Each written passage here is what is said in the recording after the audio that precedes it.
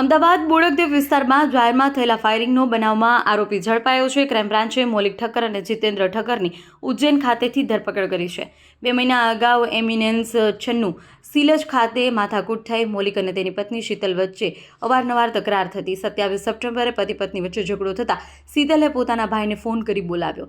ભાઈ સુધીર પોતાના પિતા ચંદુલાલ અને બનેવી સાથે શીતલના ઘરે પહોંચ્યો। આરોપી પતિ મૌલિક ઉશ્કેરાઈ ગાડી પર 2 રાઉન્ડ ફાયરિંગ કર્યા। શાળા સુધીર ઉપર ફાયર કરતા પેટના ભાગે થઈ ઈજા હતી અને આરોપી ફરાર થયા। ઘટના બાદ બંને આરોપી ફરાર હતા। બંને આરોપીઓ મધ્યપ્રદેશના ઉજ્જૈન ખાતે હરસિદ્ધિ મંદિરમાં રોકાયેલા હતા। પોલીસે મુદ્દામાલ સાથે બંને આરોપીઓની ધરપકડ કરી છે।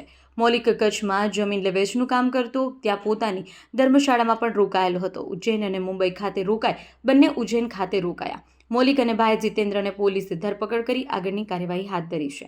અહેવાલ હિતેશ ઠક્કર, અમદાવાદ।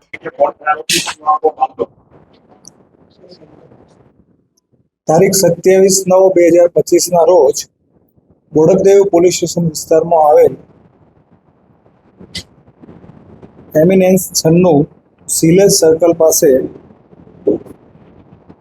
સુધીરભાઈ ઠક્કર ના બહેન છે શીતલબેન અને એમના પતિ છે મૌલિકભાઈ પ્રતાપભાઈ ઠક્કર। મૌલિકભાઈ અને શીતલબેન વચ્ચે સામાન્ય બોલાચાલી ઝઘડો થયેલ। આ બાબતે શીતલબેને એમના ભાઈ સુધીરભાઈને ફોન કર્યો ને તમે મને તમારા ઘરે લઈ જાઓ। તે બાબતનો ફોન કરતા આ સુધીરભાઈ અને એના પિતાશ્રી અને એના ભાઈ પોતાની ગાડી લઈને બહેનના ઘરે આવે છે। તો એ દરમિયાન આ બહેનના પતિ, જેનું નામ છે મૌલિકભાઈ પ્રતાપભાઈ ઠક્કર, જેઓ ઉશ્કેરાઈને પોતાની પાસે રહેલ રિવોલ્વર દ્વારા સૌ પ્રથમ ગાડી ઉપર ફાયરિંગ કરેલ। ત્યારબાદ 2 રાઉન્ડ જે ફરિયાદી છે તેની ઉપર કરતા એના પેટના જમણા ભાગે વાગી ગયેલ અને જીવલેણ હુમલો કરેલ। આ બાબતની બોડકદેવ પોલીસ સ્ટેશન ખાતે BNS કલમ 109(1) 54 105(1) અને આર્મ્સ એક્ટ મુજબ ગુનો દાખલ થયેલ। આ ફરિયાદમાં મૌલિકભાઈ ઠક્કર અને એના નાના ભાઈ જીતેન્દ્રભાઈ વિરુદ્ધમાં ફરિયાદ દાખલ થયેલ અને આ ફાયરિંગના બનાવ સંબંધિત આ બનાવમાં અમારી ટીમ દ્વારા તેઓના નંબરો મેળવેલ, ટેકનિકલ સપોર્ટ મેળવેલ અને હ્યુમન સોર્સ દ્વારા અમે આ તપાસ ચાલુ કરેલ હતી। તો અમને હ્યુમન સોર્સ દ્વારા એવી બાતમી હકીકત મળેલ કે આ બંને ફરાર આરોપીઓ ઉજ્જૈન ખાતે હરસિદ્ધિ માતાજીના મંદિરમાં રોજ સાંજે આવે છે।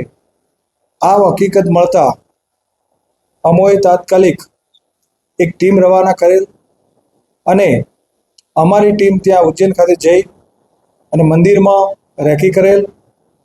ત્યારે આ બંને આરોપીઓ મંદિરમાં દર્શન કરનાર આવેલ હતા, જેઓને પકડવામાં આવેલ અને તેઓ એક હોટલમાં રહેતા હતા। ત્યાં હોટલમાં અમે ચેક કરતા તેઓના થેલામાં અમને એક રિવોલ્વર,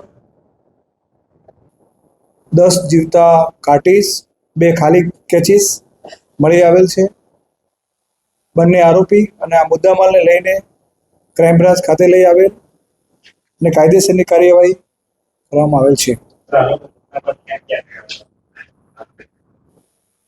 સૌ પ્રથમ આ લોકો બનાવના દિવસે ત્યાંથી મૌલિક પ્રતાપભાઈ ઠક્કર જે મૂળમાં કચ્છમાં જમીનના દલાલીના ધંધા સાથે સંકળાયેલ છે અને એમના કુળદેવી માતાજી અધોઈ સામખિયારી ખાતે છે, તો ત્યાં એમનો એક ધર્મશાળા છે, ત્યાં 7 દિવસ રહ્યા હતા।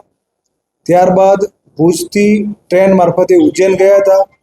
ઉજ્જૈનમાં આશરે 15થી 17 દિવસ રહ્યા હતા। ત્યારબાદ ઉજ્જૈનથી મુંબઈ ગયા હતા અને મુંબઈના બરોડ વિસ્તારમાં લગભગ 15 દિવસ જેટલા રહ્યા હતા। ત્યારબાદ ફરી પાછા ઉજ્જૈન ખાતે આવેલ હતા અને એ દરમિયાન અમને આ હકીકત મળેલ હતી અને અમે ત્યાંથી એમને પકડેલ છે. એના નાના ભાઈનું શું? આના નાના ભાઈએ મારામારીમાં એમની સાથે મારઝૂડ કરેલ હતી ફરિયાદીના બેન સાથે, અને એમને આ ગુનાને અંજામ આપવા માટે મદદગારી કરેલ હતી. જેમનો રોલ મદદગારીનો બતાવેલ છે. આમનો ગુનાહિત ઇતિહાસ તો હાલમાં તપાસ ચાલુ છે. અમે બધા અમારા ઈ ગુજકોપ અને ડેટા મારફતે ચેક કર્યું છે. હાલમાં એમનો ગુનાહિત ઇતિહાસ મળી આવેલ નથી.